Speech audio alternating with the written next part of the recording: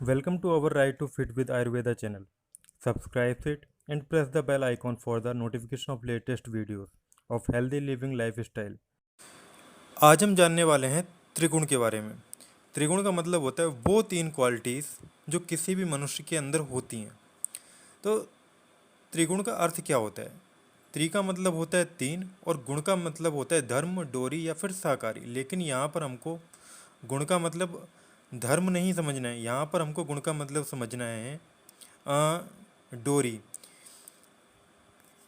जैसे रस्सी के तीन रेसे आपस में मिलकर रस्सी का निर्माण करते हैं, ठीक वैसे ही ये तीन गुण गुण आपस में मिलकर पुरुष के लिए बंधन का कार्य करते हैं। ऐसा हमारी भगवत गीता में लिखा हुआ है।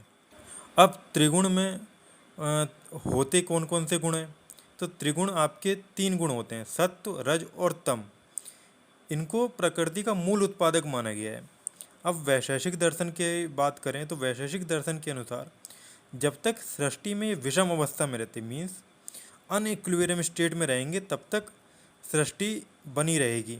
जैसे ही ये तीनों गुण साम्य अवस्था में आ गए, सत्व रज तम, अगर ये तीनों ही गुण इक्विलिब्रियम स्टेट में आ गए तो सृष्टि पर प्रलय आ जाएगी। और ये प्रलय तब तक रहेगी जब तक कि ये तीनों के तीनों गुण अनइक्विलिब्रियम कंडीशन में ना आ जाएं। इन तीनों गुणों की विषम अवस्था में आते ही सृष्टि के निर्माण का कार्य प्रारंभ हो जाता है। प्रकृति की व्यक्त अवस्था में भी तीनों रहते हैं। सत्व, रज और तम काम क्या करते हैं ये भी देख लेते हैं। जो रज होता है उसके कारण प्रकृति का प्रारंभ होता है, मीन्स इनिशिएशन होता है उसका। साथ में जो सत्व होता है, सत्व गुण हमेशा उत्तेजित करता है प्रकृति के प्रारंभ को। उत्तेजित का मतलब यहाँ पर एक्सेलरेशन से समझ सकते हैं।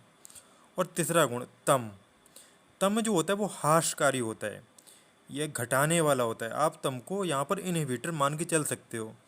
जब ये तीनों के तीनों गुण विषम हो जाते हैं तब सृष्टि का प्रारंभ हो जाता है। और इस प्रकार अव्यक्त से महत्व, महत्व से अहंकार और फिर पंच तन्मात्राएं, और फिर पंच तन्मात्राओं से आपके पंच महाभूत उत्पन्न हो जाते हैं। ये तीनों गुण आपस में रस्सी के समान बटकर शरीर को मोह माया के में बांधने का कार्य करते हैं। अब हम देख लेते हैं कि इन तीन प्रकार के गुणों वाले मनुष्य होते कैसे हैं। तो यहाँ पर गुणों का मतलब आप क्वालिटी भी समझ सकते हो और क्वालिटी ही समझना है। तो ठीक है, तो सत्व गुण वाले व्यक्ति कैसा होगा? सत्व गुण वाला व्यक्ति निर्मल, प्रकाश स्वरूप, निर्विकार और मन को निर्मल, ज्ञानवान और विकार रहित और पूर्ण कर देने वाला होगा। ऐसा हमारी भगवत गीता में लिखा हुआ है।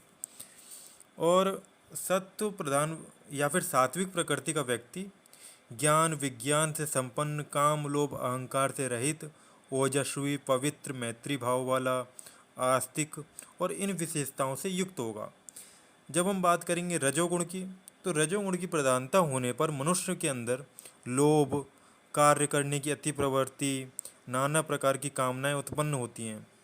राजस प्रकृति का व्यक्ति लोभ, क्रोध, ईर्ष्या, द्वेष एवं अहंकार से युक्त होता है। वहीं अगर हम तमोगुण की बात करें तो ये अज्ञानता को उत्पन्न करता है, प्राणी को मूढ़ बनाकर प्रमाद, आलस्य, निद्रा में आसक्त कर देता है। तामस प्रकृति वाला व्यक्ति विषाद, नास्तिकता, अधर्मशीलता, दुर्बुद्धि, अधिक निद्रा आना आदि गुणों से युक्त होता है। तो ये हमने जान लिया तीनों गुणों के बारे में।